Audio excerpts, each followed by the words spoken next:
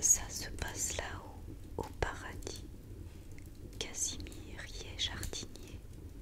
Il n'y est pas obligé, mais Casimir a besoin de s'occuper.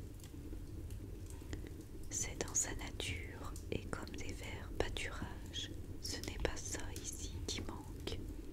Il s'est œuvré un jardin, un de ces jolis jardins ouvriers, bien soignés, propres, dorlotés. Rien n'y manque. Cerfeuil, persil, fraisier, haricots, courges, laitue, petits pois, dessert, il n'y a qu'à se baisser. Les saintes viennent écosser le rosaire parmi ces roses. Les anges se posent sur ces glycines.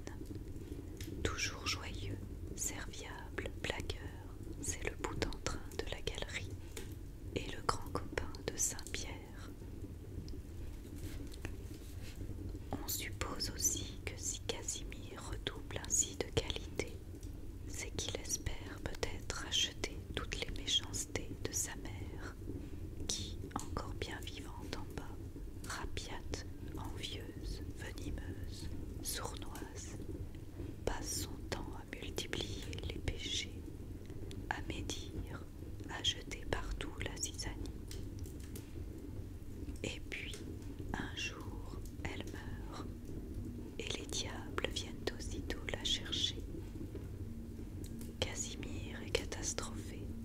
Il en pleure toutes les larmes qu'il savait que ce jour d'année il aurait à verser.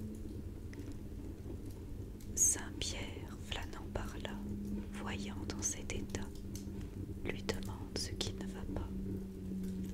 C'est ma mère,